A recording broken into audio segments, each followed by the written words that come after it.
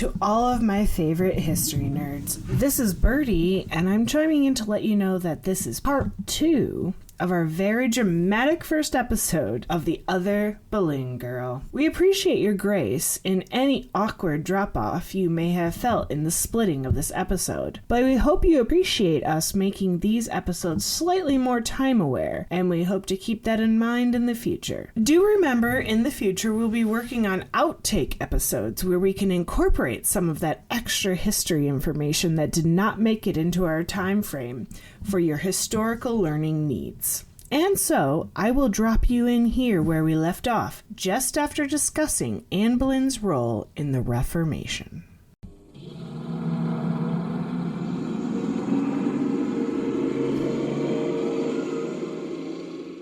Anne learned a lot of this, what we now know as Protestantism, in the French court, which is interesting because France at the time was very Catholic, but Francois the First was very lenient, I guess, about any religion, any thoughts that came into court. He was like, I'll just hang out with everybody. So Anne, in those courts, learned all about Protestantism. She read books like Obedience of the Christian Man by William Tyndale and other subversive works that were very big at the time. Read banned books. Yeah, banned books, basically. She was reading the banned books in France. Read the banned books. Yeah, read banned books. And she brought them back.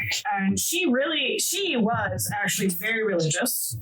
She was very taken by Protestantism at the time. And as she begins this affair with Henry, once she actually wants to, just gives in to the affair, which she really does start trying to talk to him about Protestantism. And it is likely, if not for Anne, he would not have broken from the church, but there obviously is many more factors. So Anne actually, once Henry is interested in her, she actually leaves court for 2 years. Yeah. And goes and stays in her family estate, Hever Castle. History debates on what these 2 years, what the intention was. She stayed with her mother. Actually likely that she hoped the king would stop being interested in her. She didn't want what happened to her sister to happen to her. And at this point, it's probably unlikely she saw any future of becoming queen, because that was like, who would imagine that was a possibility? That was not what she was thinking. And it seemed like, based on a lot of the historical record, to like really sum it up, it was kind of like a weird stalking situation. Henry VIII was after her. She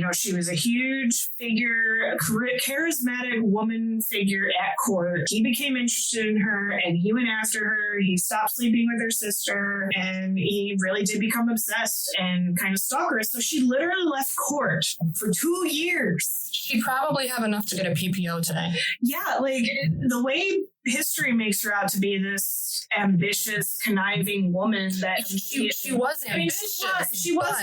But she wasn't going in there, I'm going to get him to dump his wife and I'm going to get him to leave the church. These intentional storylines of her and her family going after the queenship is just... It's not real. It's not reality. It happened much more organically. But honestly, when she left, it only made him want her more. By 1527, that was when Catherine could no longer have children, and that's when the Battle of Wills ensues. And after him going after her all this time, she realizes no one will likely marry her and risk the king's wrath. She realizes literally her marriage prospects are over because the king likes her, even if she hasn't given in. Mm-hmm. My goodness. And at this point, if you couldn't find security in a marriage, your only other option was hoping that another family member would support you, or you could join a convent. Yeah, I mean, there was no option. She could become a nun or, become Henry's mistress. What is it, Pride and Prejudice? I'm already a burden on my family. Those are your options.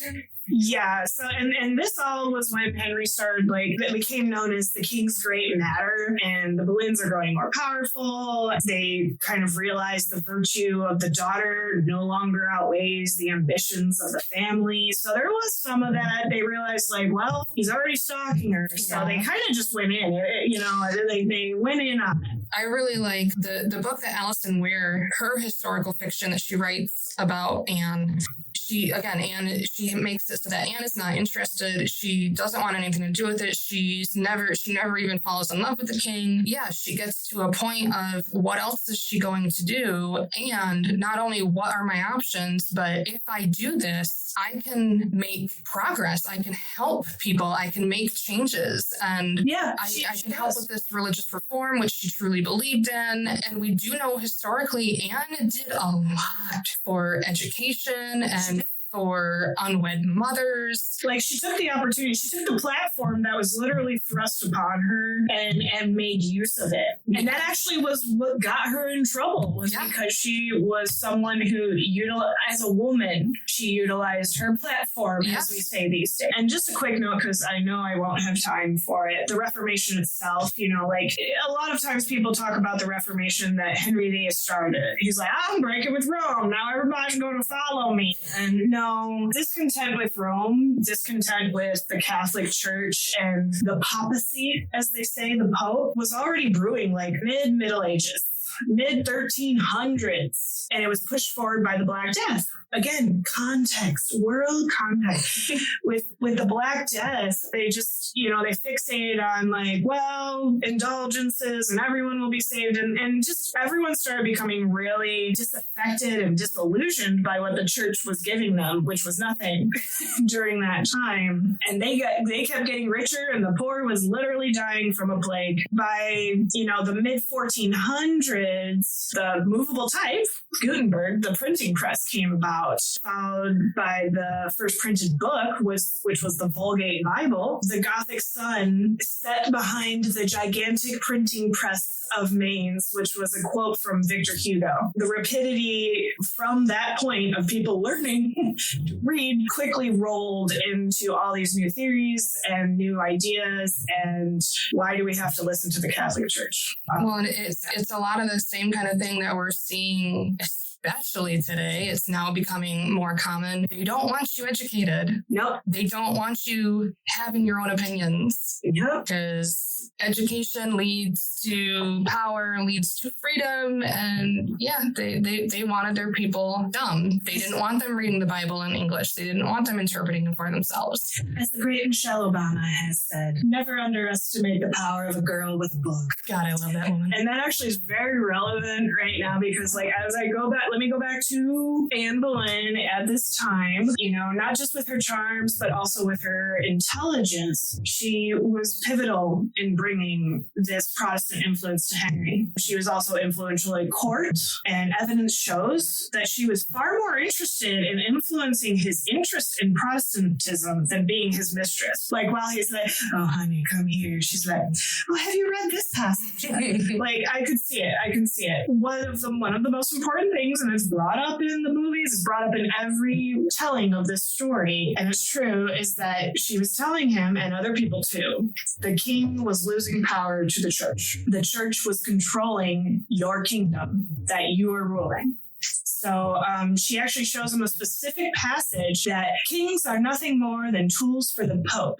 That really stuck with him. And then also Holy Roman Emperor Charles V, nephew to Catherine of Aragon, his ambassador Chapuis at that time set up the general image that we know of Anne Boleyn as the whore and witch, because she was not because actually she was, but because she was spreading Protestant influence. That's the reality of Anne's legacy, was Protestant influence. So we go back to the King's Great Matter, and I said, like, the Boleyns grow more powerful. 1528, this is kind of an interesting side note, but actually ties into a lot of the plot that gets totally glossed over here. The sweating sickness raged in England in 1528. And this was actually where Anne contracted the disease, and she almost died. And actually, there's this funny quote, Henry wished her well, but told her to stay away from basically, all that. Like, he was a hypochondriac. Oh, he was actually a bit of a hypochondriac, even though he was constantly injuring himself. So I love that. I love you, but go be sick over there. I love you so much, but go over there. And Mary Boleyn's husband, William Carey, did die of the disease. He just disappears in the movie. Yeah, he's just gone. What the hell happened? We don't see. Apparently, there's a scene in the book. I heard somebody else talking about this, that there is a scene in the book of Mary standing by his grave, but it's like this really tiny passage. Or there was a deleted scene. Or I think it's a deleted thing. I think it's a deleted scene because I know in the book, after the king finishes his physical affair with Mary, basically she gets sent back to William. She goes to Hever. He comes there. Yeah, I mean, that is actually what happened. Right. Their relationship anew, and it's actually kind of sweet. Like he starts kind of courting her and like trying to make her fall in love with him, and she does love him. You know, she's not in love with him, whatever, but she does care for him. In the book, when he contracts the sweating sickness, she goes to talk to him, and he's telling her, you know, go to Hever, go be with the children. So in the book, both the kids are Henry's, but anyways, go be with the children, and I'll come to you soon. That was the last time she saw him, and then she, you know, she's in Hever. She finds out that he's passed away, and he's being taken back to his home where he grew up to be buried. Yeah, I think the only thing we really get in the movie was we don't get anything. Yeah, it was a deleted scene where she's like standing by a grave, and I think that's it. Yeah, and in the mainstream film, like the last I remember seeing him portrayed by a darling young Benedict Cumberbatch, which just also blew my mind, but is him like watching Mary being courted by Henry or something going on that upsets him, and he looks like he's about to cry. He takes a big swig of booze, I assume, and walks off, and I think it's like literally that I remember.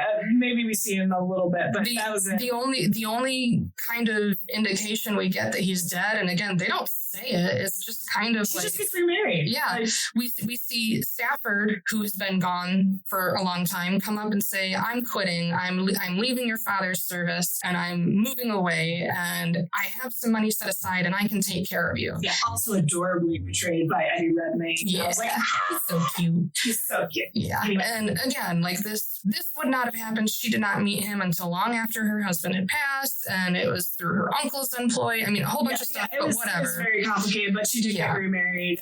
But that's the only even kind of subtle indicator we get that her husband is dead, and they don't even actually say it. They don't even say it. Yeah, he just disappears. William Stafford just comes and say, "Hey, I can take care of you." And she's like, "Okay," and you just don't even know, like, aren't you married? Yeah. Anyway, but and you know, she turns him down in interest of family at that time. Yeah. So R.I.P. William Carey. R.I.P. William Carey. Actually, in reality, Mary fully just ran off with this guy. Oh yeah. Eloped. Yeah. He dies, leaving her alone with 2 young children. In reality, Mary is basically destitute at this point because William Carey didn't have much money, and you know, after the affair, she was not getting any royal favors at that point. And steps in and gives annual annuity of £100, which actually was a lot of money back then. And she actually takes over wardship of her nephew Henry Carey, which is the younger child of Mary, and this removes the burden from Mary. In the book, they play it as though she's taking wardship of little Harry, to be more desirable to Henry because, you know, now basically I've got custody of your son, and they take the whole thing out of the movie, but there is a scene where she kind of uses the little boy as a pawn to get his interest. But in reality, I think there was actually, at this point in time, there was probably a decent relationship between the two sisters. And it would have been in the child's interest and honestly in Mary's interest. Yeah, but at this point, Mary left court officially, returned to Hever Castle, and kind of disappeared from the record for several years at this point. And we are left with Anne at court, his mistress, pressuring, quote unquote, Henry to break from the Catholic Church. During this time,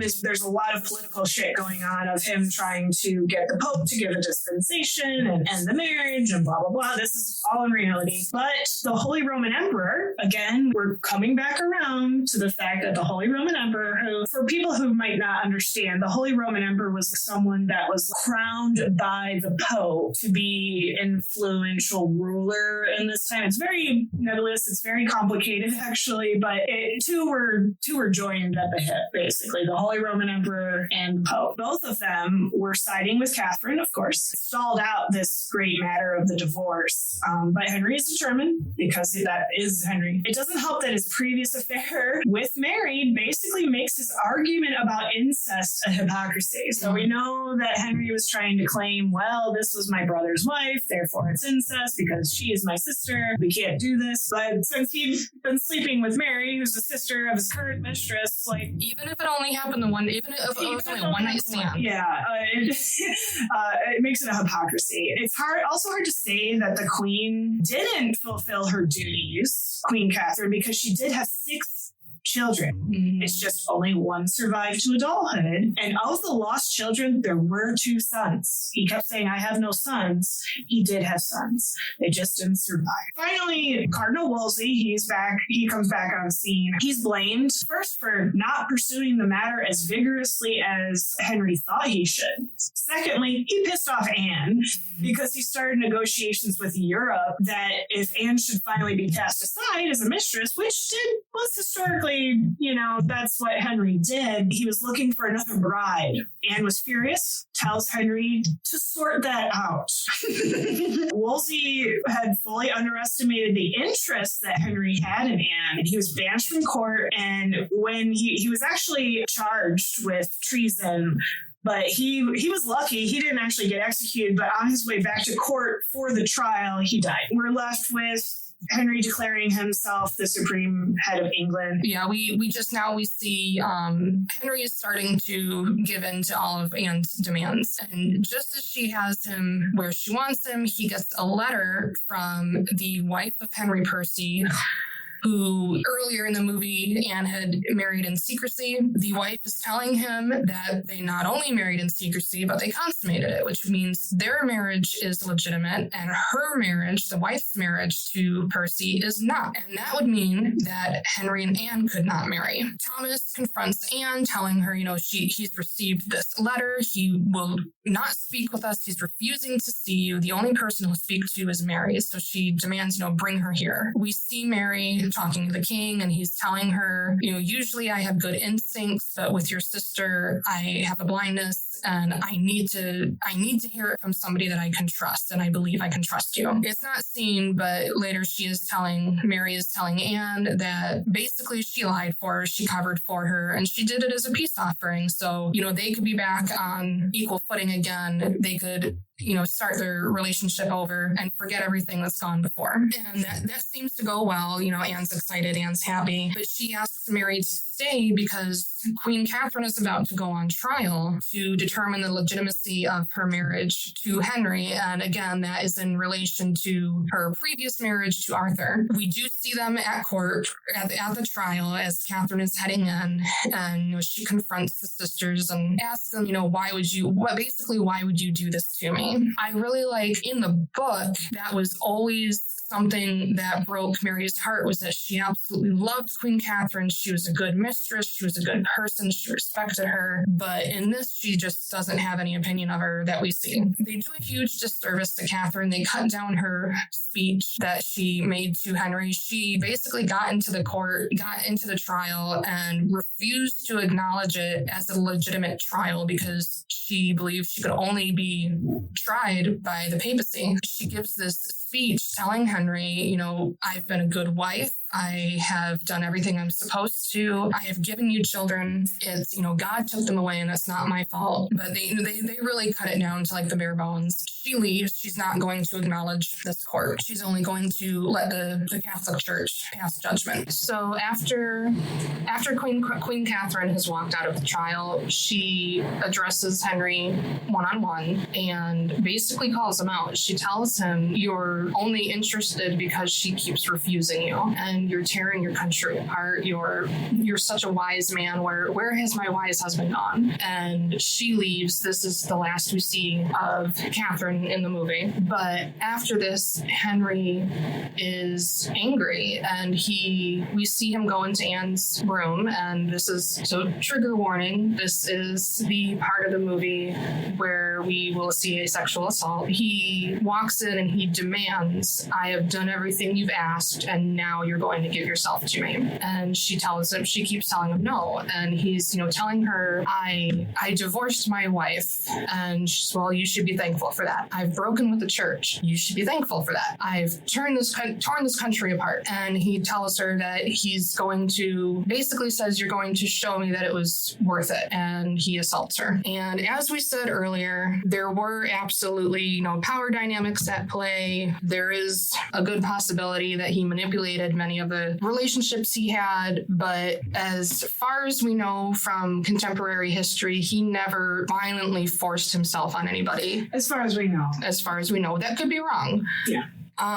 In this movie, it comes across as a punishment. Yeah, for sure. And it also sets it up where it doesn't even seem like Henry VIII is at fault here, because it was because Catherine basically told him he was being weak. He does it because of someone else's actions, not his own. Yes, they do this a lot in this movie. It's Anne's actions and Catherine's comments and accusation and it's because of this, because of that. They'll give him any excuse for his behavior. This does not happen in the book, and we have absolutely no reason to believe that this ever happened in reality. Right. We do have reason to believe that they did actually have sex before the wedding, because the timeline for the birth of Elizabeth shows us that she was likely pregnant when they got married. But it was pretty.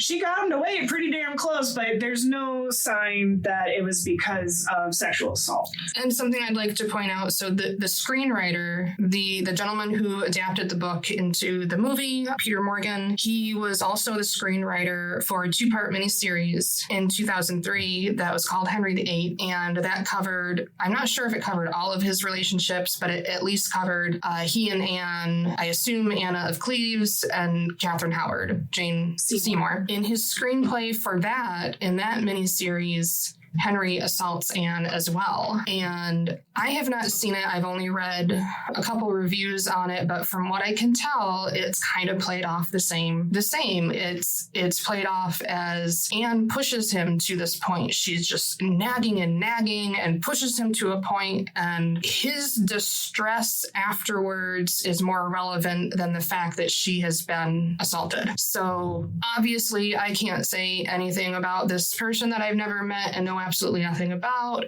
but the fact that he wrote 2 screenplays having Anne Boleyn assaulted seemingly as punishment, in my view, to bring her down a peg, that's fucked up. Yeah. Yeah, he had a thought process.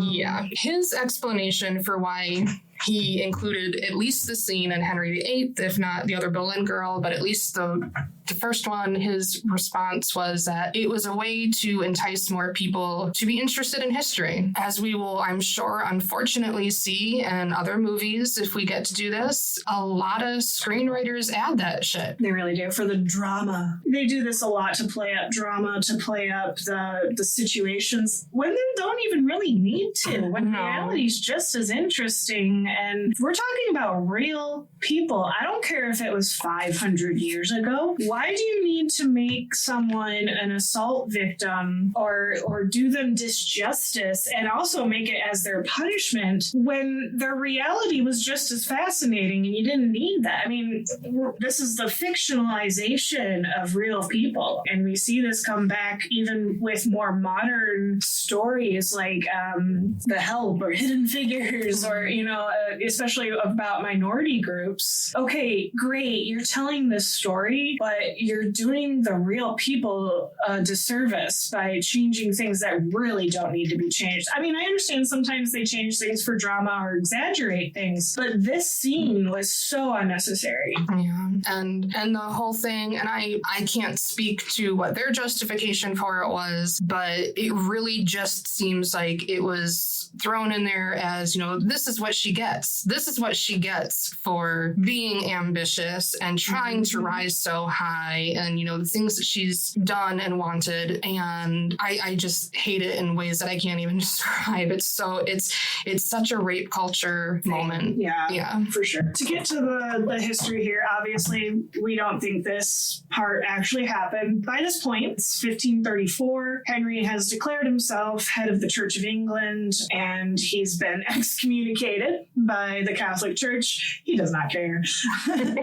The justification is interesting. So by this point, Thomas Cromwell becomes a big figure. He's kind of replaced Thomas Wolsey. He's actually risen from humble beginnings, much like Anne. He's actually at this point like kind of an ally to Anne. Also proto-Protestant, and he gains the king's ear through Anne. And he's the one that brought about this whole supreme head of the English church, the Anglican religion. And yes, if you're curious, Thomas Cromwell is the great-great-grand uncle to Oliver Cromwell, who in the future will behead King Charles I. So that's another story. That'll be the last king when we get to that one. So I thought you guys would find that an interesting tidbit. Cromwell's justification for making him the head of the Church of England is that Henry is emperor. He rules an empire, and it's based on ancient edicts, and thus is not beholden to the Pope. Basically manipulating history to the benefit of Henry and his justifications. That's not familiar at all. Curiously, he even used the writing of the 12th century Geoffrey of Monmouth on Arthurian legend to justify his imperial majesty in this moment. Again, we are talking about all these subversive books and everything he used to become this head of the Church of England and break with Rome, and Anne was a big part of it. But even by 1532, a couple years before this, he had made her a Marchioness of Pembroke. Another interesting point in my view, Catherine of Aragon, his queen, he then, since he's divorcing her, he makes her Princess Dowager of Wales, a title. I'm not sure if it's a new title. It might as well be. Well, since Arthur would have been Prince of Wales, and like their whole thing is like, okay, our marriage was never valid because that marriage, blah blah blah. So you've always been the Dowager Princess of Wales, right? So she becomes Princess Dowager of Wales, even though she's still very popular and very powerful. And this title actually isn't used again until 1751 by Princess Augusta of Saxe-Gotha, the mother of George III. Another side note. In 1531, Catherine's dismissed from court at this point. That's after the trial and all of that. By that point, Anne is queen in all but name. She's living in Greenwich Palace, and that's possibly as early as 1527. So this is before the sweating sickness. From then on, Henry keeps moving Catherine farther and farther from court, diminishing her access to resources, and even refusing her to see Mary, her daughter. Eventually she dies, I think it was about 1535, a few years later, because of lack of resources. I don't think she was exactly starving, but she was just she wasn't well looked after. Yeah, she wasn't well looked after. And just to put a fine point on, Henry is not the good guy here. When he heard she died, he reportedly shouted, "God be praised, the harridan is dead." And I had to look up the word harridan. It means a strict, bossy, or belligerent old woman. Ugh. Yeah. Remember, 5 years older than him. I always hated the fact, and they do this on the Tudors, but they don't really explain it. To celebrate her death, Henry and Anne wore yellow, and yellow was the color of royal mourning in Castile. So it was kind of a slap in the face, but because yellow was, a merry, happy color, they were literally celebrating and being sarcastic about her death. And that's just, that's just so messed up. Yeah, that doesn't look good for Anne either. And this kind of indicates how much worse he probably was in real life than any media shows. Yeah. Again, we don't excuse any of his behavior.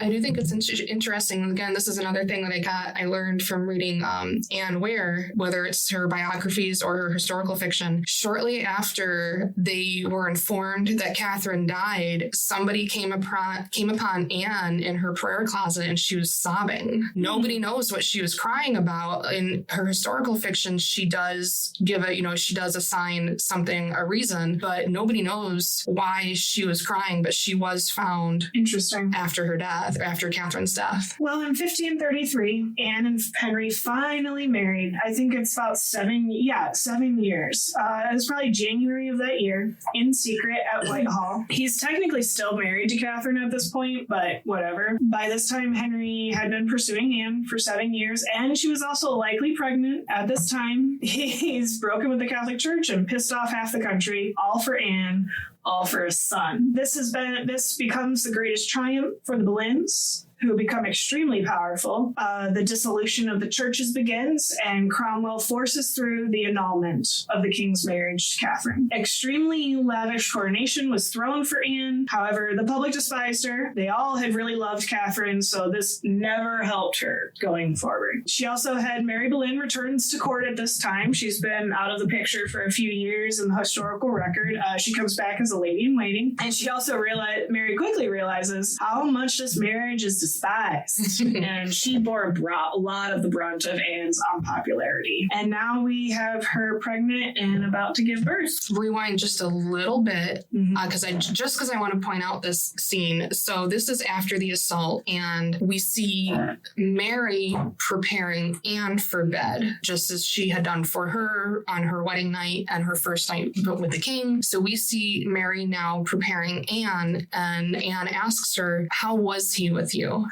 And Mary says he was gentle, surprisingly so. And I want to point this out. I got goosebumps thinking about it. Look at it. Just Natalie Portman's acting in this scene. Her face when Mary says that he was gentle, just absolutely just stops you. Just broke my heart, because it's confusion, it's distress, it's just absolute heartbreak. It's terrible. But I just wanted to point that out because, as Birdy said earlier, they so underutilized her acting skills, and this is one of those scenes that shows what this woman can do. Yes, so we do see the wedding, we see the coronation, we see that she is now basically a broken woman. She is not the vivacious, charming woman that captivated everybody. And again, since this never happened in the book, she was still like this in the book. This never happened in reality. She was still this one, this charming everybody. The populace at large hated her, but the king was just absolutely head over heels in love with her for a long time after the marriage. In the movie, unfortunately, it gets off on a very bad footing because of this. He hates her. She's afraid of him. We see she goes into labor, and instead of the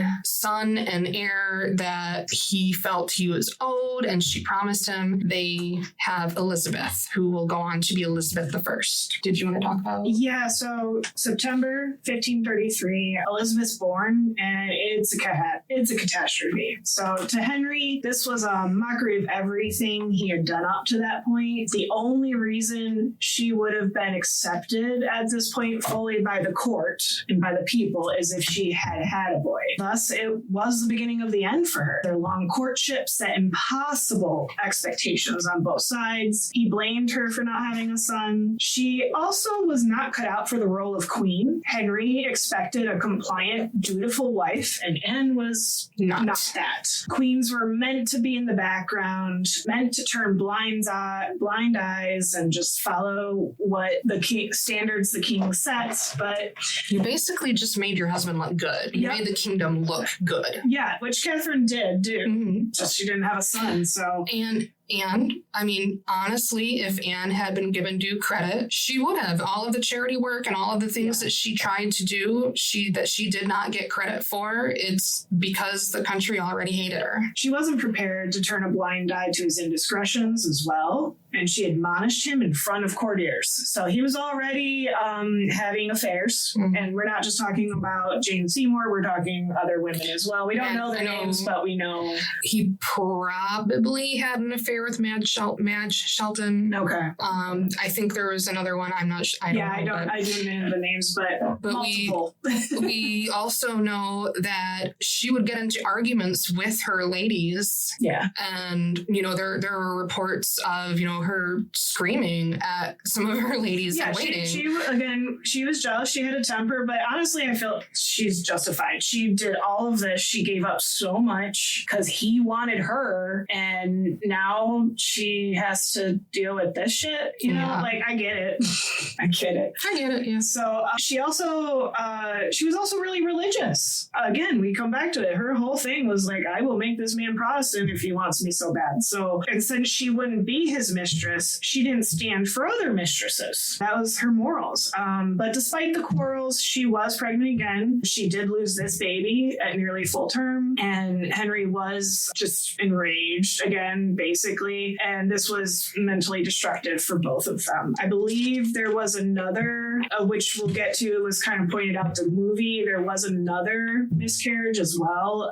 But because of these failed pregnancies and miscarriages, and with each one, he slowly falls out of love. This is not the goal for him. And I really hate, so like once she's had Elizabeth and Henry comes in and he's, you know, giving that Eric Bana death stare, and he tells her his only response is, if we can have a healthy daughter, we can have a healthy son. Yeah, this was reported as to have been something he said, but there's not a lot of evidence for it, but it is said that he said that. So. But we do also know that when his children were young, he was a wonderful, loving father. Yeah. It's when they got older and they started questioning him is when he started being a dick. Damn, that always happens. I know, right? Your children are gonna, you know, people. They have minds of their own. That's the strangest damn thing. Damn. And into this fray of chaos, Mary reappears pregnant. And I'm talking. We don't see this in the movie. No, we don't see this. Yeah, this is in reality and in the book. She comes back pregnant. She's remarried to a man named William Stafford. We've mentioned him before. She had married for love and had not asked for permission from the queen or king or the court. Or even her father. Because she knew she would be turned down. Yeah.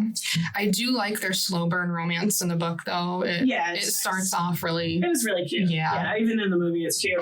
But yeah, so William Stafford was basically a lowly soldier, was not at the rank that the sister of the Queen of England should be courting. And this came at the worst moment for Anne, for her to show up this way. Everyone was furious, and Mary was promptly banished from court. No allowance this time, and the two sisters would never meet again. Yeah, and that's it. That's in reality. In the book and the movie, obviously, they didn't pay attention to that, but that's fine. Story. The timing of this whole thing is bad. It's bad enough that Mary was pregnant, but she also just completely went off the rails. She did. What's funny is she did exactly the thing that they said Anne did. Yeah. Kind of, except without the pregnancy, but it's kind of interesting. So Mary was very hurt and obviously probably felt betrayed and thought she had a place at court no matter what, because she is the queen's sister. Mm-hmm.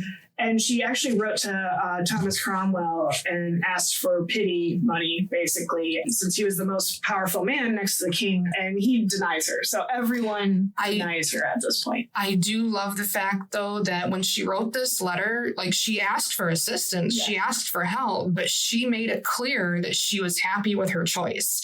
And she included a line saying that I would rather beg my bread with him than, I forget how it ends, but basically, I'd rather be in the streets begging with him than living in the court without him, is basically. Yes.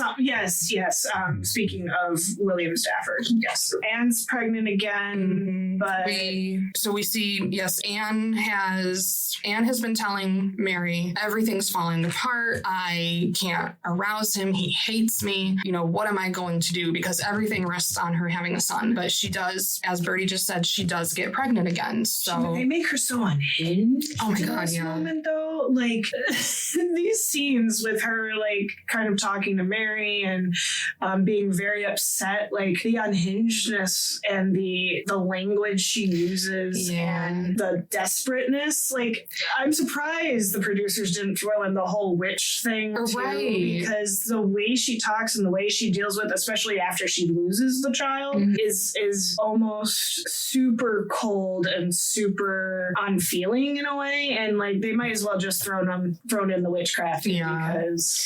And I would like to point out, so she is just pretty much unhinged. You know, what am I going to do? When she does unfortunately miscarry the child, and the only people she tells is George and Mary. So just stepping aside into the book real quick, we know in the book she has 3 miscarriages. And the first one, everybody believed she was pregnant. She had not actually confirmed it, but she has a miscarriage, and her mother and Mary cover it up. They put the fetus into the fire, they burn the evidence, cover it up, just say that you were mistaken. You know, if you had a miscarriage, that's bad, but if you were just mistaken about your period, that's fine. Her second miscarriage, she is pregnant for like about 3 months or so, but then she doesn't grow anymore. Her stomach doesn't grow. She's not feeling any fetal movement. Mary has to go to a wise woman to get something, an abortive drug, and her husband, William, and George bury the baby.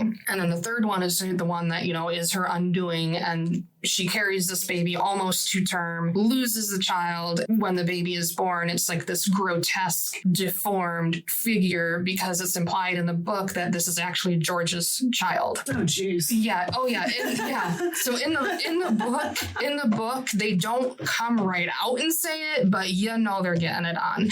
And he's actually attracted to both of his sisters. He tries kissing Mary at one point, and she's just kind of like, "Oh, you're so silly."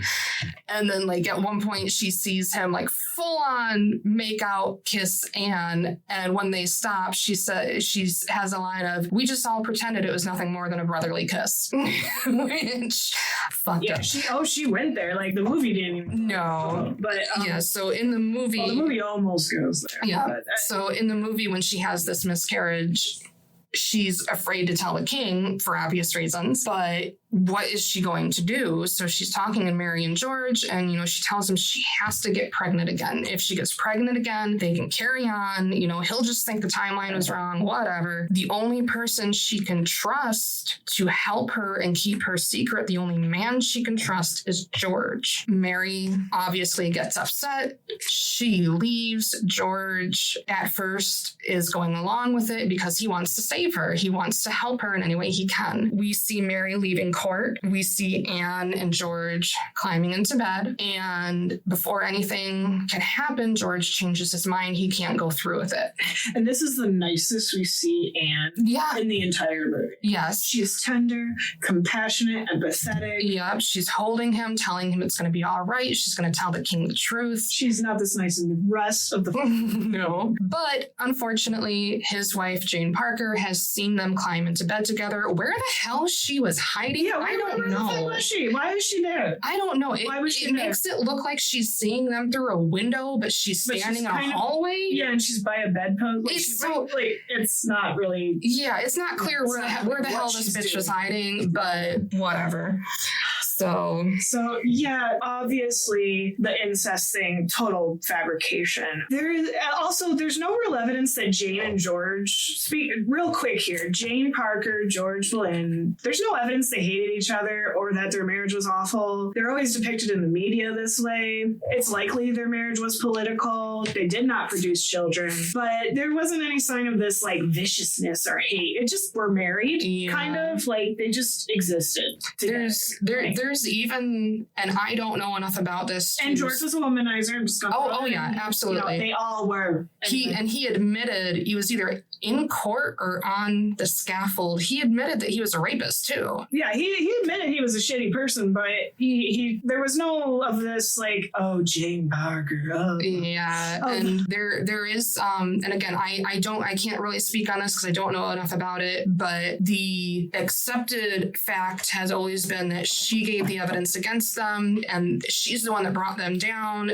There is some evidence that that's not actually what happened. They don't even know if she gave evidence at all. Exactly. I don't know enough about it, though. Yeah, so I got a little bit on that. Just first, Jane, we don't know much about Jane Parker. What we do know is there's evidence that later on which led to her own demise. Spoiler alert, she gets beheaded when Catherine Howard becomes the wife of the king. She's one of the ladies in waiting, but that whole situation, she got punished for it, basically. Anyway. I do love her characterization in the book, though, because she is such an evil little bitch.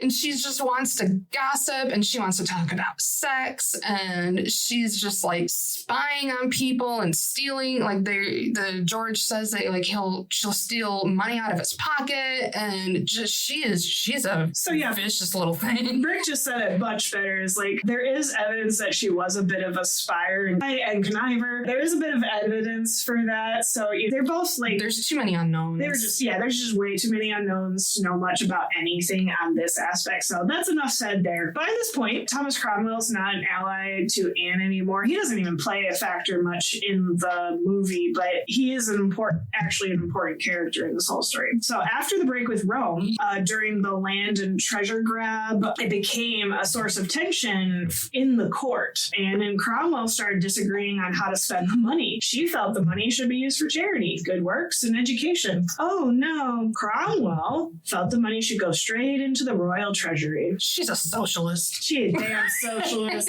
Anne actually fought the dissolution of the monastery. She even had a sermon spoken talking about the parallels to how Cromwell was using the money for unworthy causes.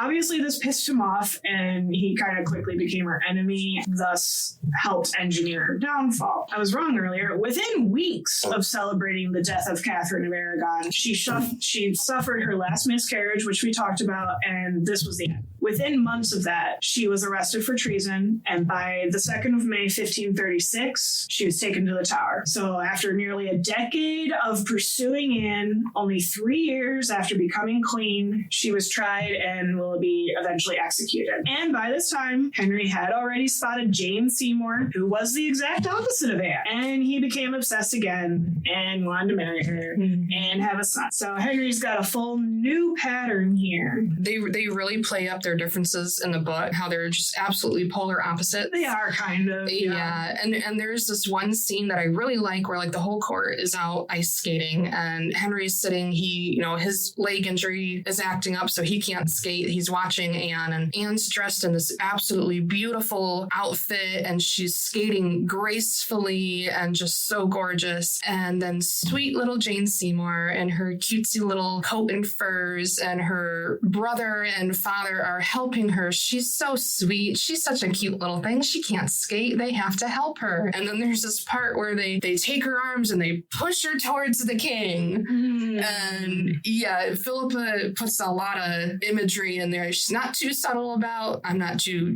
super smart on that anyway. So it's nice. It's easy to catch. I just really like that scene. It just always makes me laugh. I'll throw in this little tidbit about Jane Seymour as well.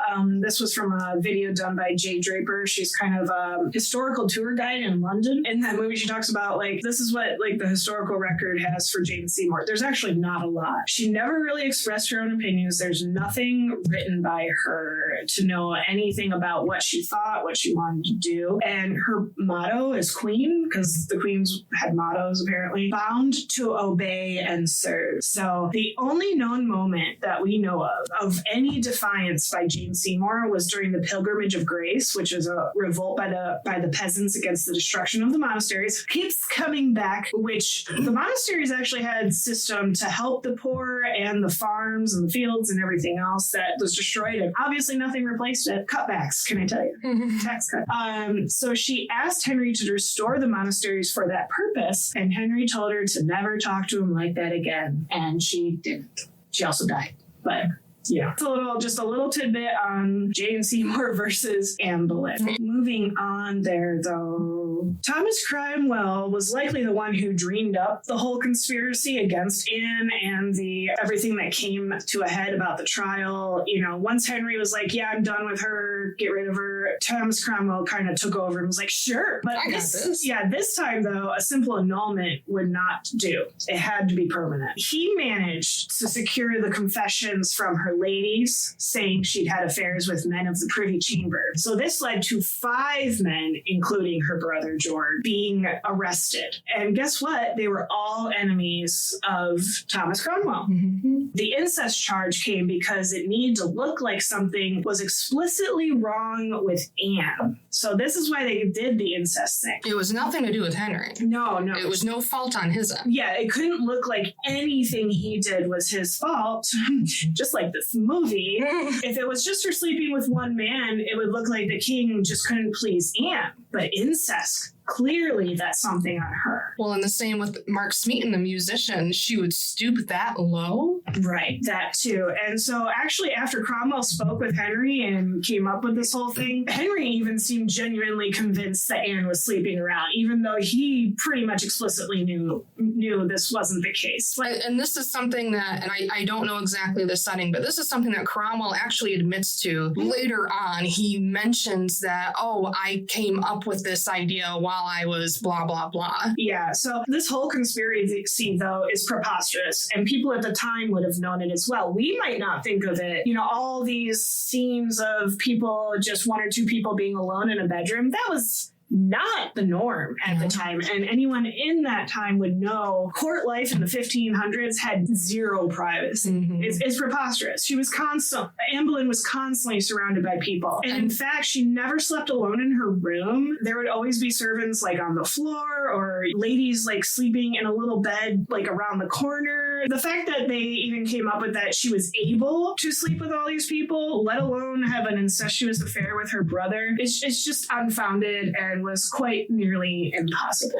Well, and one of the things, since she was not allowed to have a defense at her trial, so it wasn't really caught until later, some of the dates that they accused her of, you slept with this person on this date at this property, and they would later find out, looking through records, they weren't even in the same location. Yes. These dates that she's accused of, she was not in the same location as the men she was accused of having an affair with. Yep. They were arrested May 2nd, 1536, like I mentioned. 4 others that were implicated in the plot were Sir Henry Norris, Sir Francis Weston, Sir William Brereton, and Mark Smeaton. They were tried on May 12th. Only Smeaton confessed, coming back around to the fact that he was the only one that wasn't a nobleman. He was allowed to be tortured, and then, of course, he confessed. So he probably confessed after torture. Despite this lack of evidence, all men were found guilty, and Thomas Howard, the 3rd Duke of Norfolk,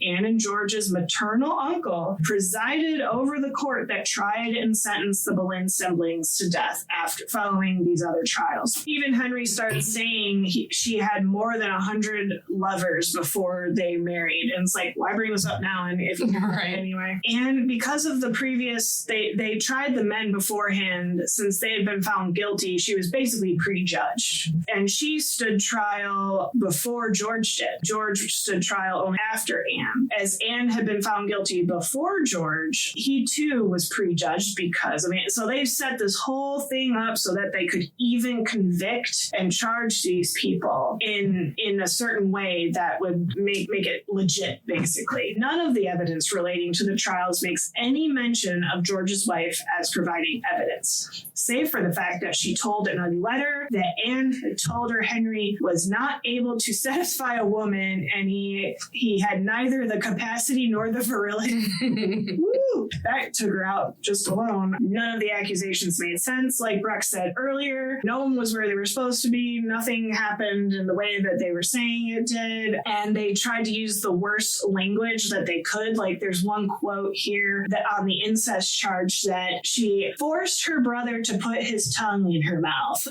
and obviously worse things. I actually really hate that they even hinted at the incest thing. This was one of those unnecessary scenes that they just didn't need. They could have said that they said this, but they just didn't even need to go there. Yeah, they could have they'd already shown that Jane Parker was jealous of his affection. They could have just gone with that. They could have just gone with that, even if that's the point being is that it's just so extremely unlikely. These were religious, devout people in a world where most would rather die than be accused of incest. Mm-hmm. Pointing back on the very religious, and Anne especially, she was very devout. She wanted her last confession to be made public. And so that people would know she had not done these things, because as a religious, devout Protestant, she's not going to go to her death without confessing these horrible, vile sins, because then she would be condemned. Yep. It didn't happen.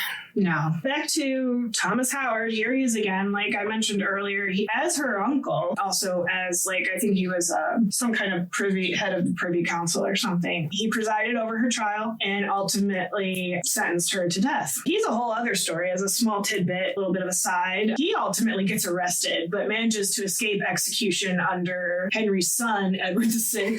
Like they say at the end of the movie, it is true, his son and grandson both ended up executed in their respective 30s. Although the movie said in the next 3 generations, the 3rd generation was only in prison and died of dysentery before being executed. Just a little correction right there. What a family tradition. So while Anne is in prison, she's actually shown as being very concerned with her mother and the other men who were accused because of her. She knew she was done for, but didn't want anyone else to go down with her. At least that's how she spoke while she was in prison. She knew it wasn't going to be a fair trial. She knew it was the end. In the Tower, this is they show her on the scaffold as, or whatever you want to call it, the platform, really upset. It was actually kind of flipped. So while she was actually in the Tower, seems to have had a breakdown and kind of rambled on a bit. And she's actually quoted as saying, she wrapped her hands around her neck and she's like, I have a little neck. The execution won't take long. Yeah. But by the time she actually got to her execution, she seems to have gotten her bravery and her forthrightness back, because by the time she got there, she actually stood very composed and everything. As a note, only one man ever confessed to actually sleeping with Anne, and that was Mark Smeaton, of course, and he was legally tortured. All the men who were not went to their graves stating they were innocent. But in Tudor England, you're guilty until proven otherwise. So when she was executed, it's true that a French swordsman was called. It was an act of mercy, so they say, from Henry. She did do a little speech, really composed, and then she was gone. Did you want to speak a little bit about that in the end? Yeah, so after the incest... Yeah, we skipped ahead a little bit. Sorry. It's fine, because they crush everything. And so after that, she's gone to Henry, and she's trying to admit that she has had a miscarriage, but he believes that she has committed incest. So it's kind of like a little confusion that, she's telling him it's not my fault, then realizes he's talking about something else, but she doesn't know what. But he calls for the guards to come and arrest her. She's arrested. George is arrested. Stafford goes to tell Mary, even though he quit. So I don't know where the hell he came back from. But anyways, Stafford goes to tell Mary what's going on, and she rushes back. And we see Anne has gone to trial, and she has, tried to speak in her defense. And as Birdy said, her uncle and all the other men have condemned her. So we see Mary come to the king, and they're speaking alone, and she's begging him to show mercy. She knows George has already been executed. She says she's too late for her brother, but she's asking for mercy for Anne. And kind of a confusing line is, she says something about you can banish her, nobody has to know. Right. How the hell was that? How was that supposed to work? Whatever. Anyways, but you can show mercy, and he doesn't actually say he's going to, but he implies that he's going to. So she thinks she's made a win. She rushes off to tell Anne. As she arrives, Anne is hearing the crowd coming in to watch her execution. And Mary's letting her know, he told me he's going to let you go. Everything's going to be okay. Anne begs her to look after Elizabeth. Don't worry about that. We don't have to do that. Anne gets up on the platform. She begins her speech, and midway through the speech, a letter is delivered to Mary. She thinks it's the pardon, but realizes he's telling her, you came to, it was foolish for you to come to court. You risked your life. You risked, which I don't know. What? Yeah, I mean, that was, whatever. yeah, It's right. just dramatic. Yeah, and don't do it again, basically. God bless you, God bless our son. May the Lord have mercy on Anne's soul. Yeah. She knows Anne's to be executed. Anne sees Mary's reaction, knows she's going to be executed. She removes her hood, her cape, her jewelry, and we see just up until the sword makes contact, we hear the thud, and then we hear the cannon shot that announces to the public, announces to London that someone has been executed. Yeah. And that is the end of Anne. And we just kind of, in a full circle moment, we come back, actually. Yeah, actually. And one of the most ridiculous moments of this did not fucking happen. We see Mary striding into court and going up to her mother and, "Mother, hand me the child." And she takes Elizabeth, whether she's a royal princess or a royal bastard, and just strides off into the future with, this future monarch, this child who, no matter what her status is still a king's child. Yeah, tell me. And this would not happen. Yeah, please tell me in what early modern universe it would be okay to literally steal the child of the king. Right. Bastardized or otherwise. Right. It's like, And then we come to the full circle moment of, we see her and Stafford are married. They have what's Their own implied to be two children of their own, because we see just one child, because we see Henry, who's supposed to be the king's child. We see Elizabeth, who is supposed to be Henry and Anne's child. And then we see a daughter who is miraculously older than these children, but was never seen before. oh, that's funny. Because Yeah. the sister is older. Yeah, but she's just kind of like, where the hell she was supposed to have come from, we never saw, but whatever.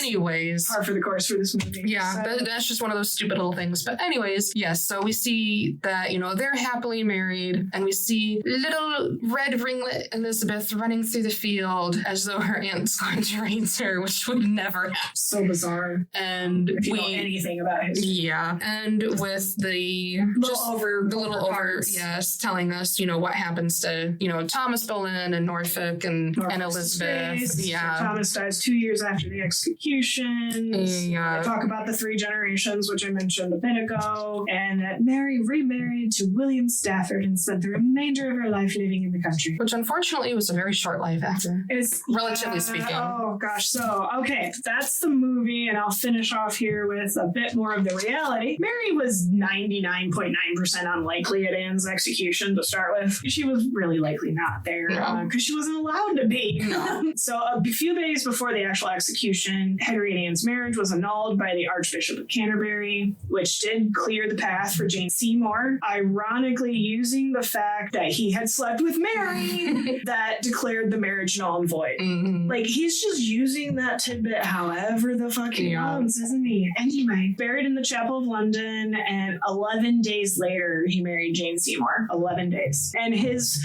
long strived for son, Edward, was born in 1537, and Jane died soon after. And then Henry VIII, he died in 1547, so only 10 years later, too. It is true that Sir Thomas Boleyn did die a couple years after the executions. Obviously, the Boleyns were kind of disgraced at that point. And then Mary, she lived the rest of her life in exile, and nothing shows that she ever reconciled with the rest of her family either. After 1539, when her father died, she inherited the Boleyn estate because everyone was She's the only one left. She actually became a very wealthy woman at that point. The Boleyns were outcasts, but they still had what they had. She knew she had to stay away from court, keep a low profile, which she did. We know nothing of her thoughts on everything that happened because she just didn't write them down. Like, she just wasn't that way. Obviously, history sees her as stupid, naive. You know what? Maybe she was the clever one. She stayed out of all that chaos of the trials and death. She made a smart choice there. Unfortunately,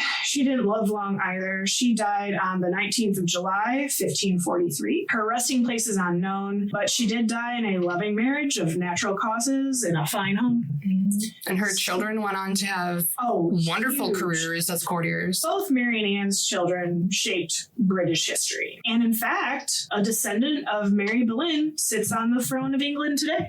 Charles III. You can trace that history back. I won't bother because that'll take way too long. You can trace it all the way back. One of his ancestresses is Mary Boleyn. So Catherine and Henry also ended up being two of the very few people that Elizabeth I trusted. Yeah, whether they were her cousins or half-siblings, they were very close to Elizabeth. Although there is this little tidbit about on Henry Stafford's deathbed, because he died before Elizabeth I, she offered to make his family dukes again or something, like something renobilize them, basically. Right. But he kind of snides her like, nah, you could have done that earlier. Right.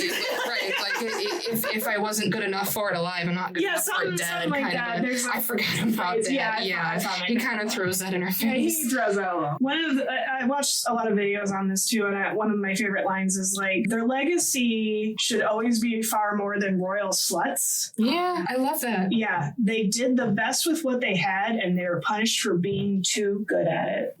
I like that. Yeah, I like that one too. And we're still talking about them now, over 500 years later. Books, there's movies, there's a fantastic musical. Yeah. We have now obviously finished our movie and history section. We do have some fun facts we'd like to share. I know we're going long. I think. Did you want to go first? Sure. So I've already said, the letter that Mary reads was an actual letter he had written to Anne. The scene where she first meets Catherine and she tells her to sing and makes her sing. The song that she sings is based on a anonymous poem that was from that time period that I guess was really popular. I just thought that was a neat little tidbit.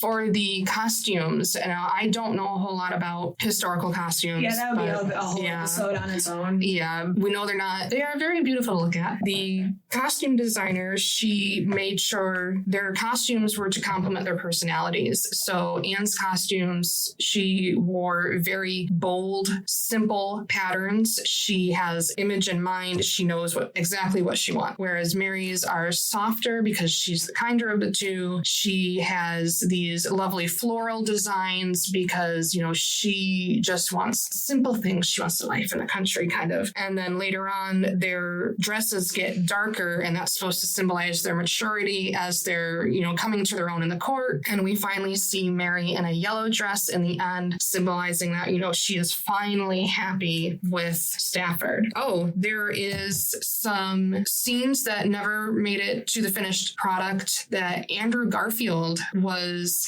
cast as Francis Weston, who would later be executed with Anne and George. But his character as Francis Weston was to have a relationship with George Boleyn, and they abandoned that storyline for some reason. I assume to save time. That was one of the things that George would later be suspected of, was same-sex tendencies, whether he was bisexual or homosexual. That's something that people think it was just made up after the fact to slander him because, pretty sure. Yeah, back then, that was like that was a dig. Yeah, it's like, oh no, whatever. It was a bad thing at that time, but they just got rid of that whole subplot, unfortunately. The only other fun fact that I have is it's probably not going to ever happen, but there is a potential for a sequel because BBC Films has bought the film rights to the follow-up Phillipa Gregory novel, The Boleyn Inheritance, which covers Anna of Cleves, Catherine Howard, and Jane Parker, which I don't think we're ever going to see. All right, so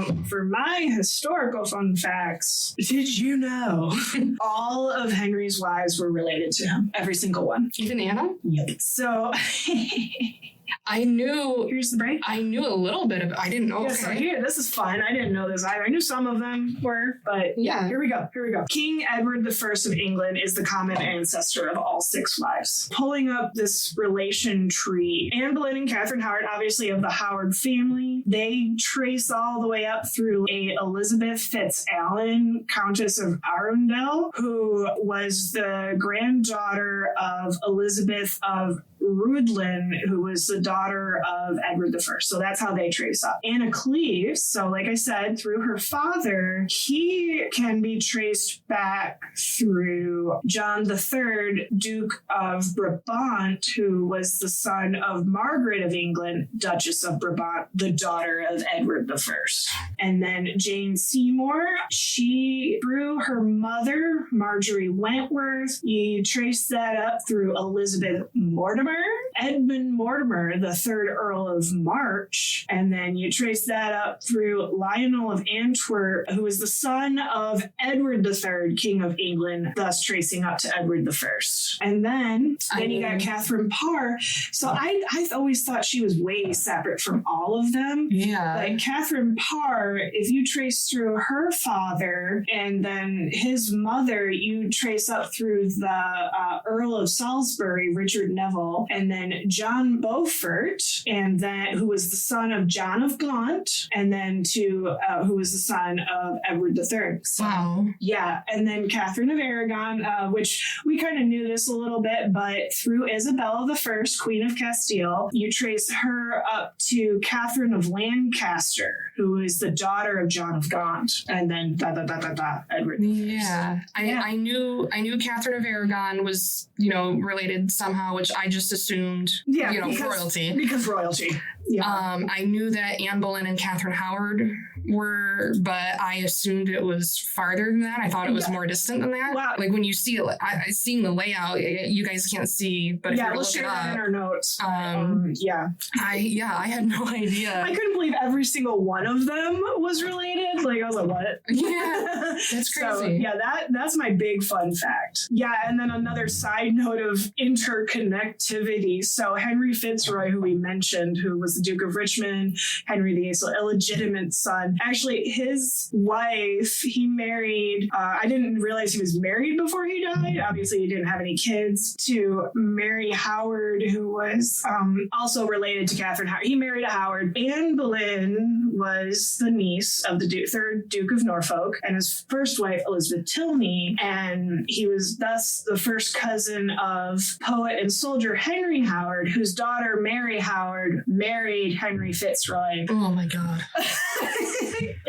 It's a mess. I think about why do they make so many inbreeding jokes? Because it's true. It's so convoluted. It's true. Yeah, I'll call that there on the fun facts. But other than, I do want to point out that, again, King Henry VIII does not get a excuse, because during his reign, between 57,000 and 72,000 people were killed during his reign. And there is a giant list. I won't get into them all because we don't want to talk about it, but there is a alphabetical list of prominent people that he killed during his time on the throne that's just disgusting. Yeah, and that doesn't even, There's like you had talked about the Pilgrimage of Grace, all the people that's included in here. Yeah, just the common people that were killed. 100. Oh my God. We have a list of 100 named victims, including everyone we talked about here, including Thomas Cromwell. He gets beheaded later on. Yeah. Well, all right. Now we're going to move on to our resources, some videos I looked into, and also just to name drop some awesome people. We got Exploring Henry VIII's Inner Circle, Holbein with Susanna Lipscomb from History Hit, Why Did Henry VIII Want a Son So Badly by Jay Draper, The Voiceless Queen, Jane Seymour by Jay Draper, Henry VIII, Why Was He Like That?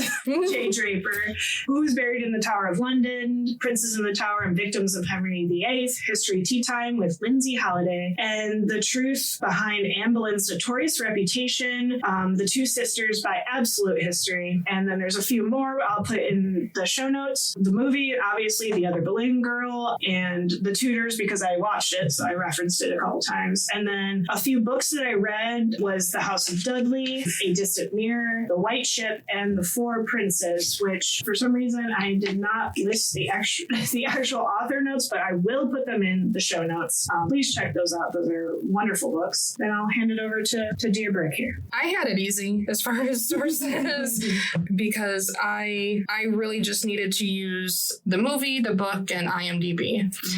And I'm trying to find IMDb is where I got the information about Peter Morgan and his reasoning for including the assault scene. There was an article I read though that I'm going to try to find so we can include it because I thought it was interesting, and it did discuss, why did he feel the need to include this in both tellings. I'm going to try to find that. Yeah, we'll put that in the show notes. No problem. Yeah, but my resources were very, very easy. I had it easy, so. That's okay. I love this shit. It took a while, but I'm really excited about doing this kind of research. It kind of gives me, just that extra.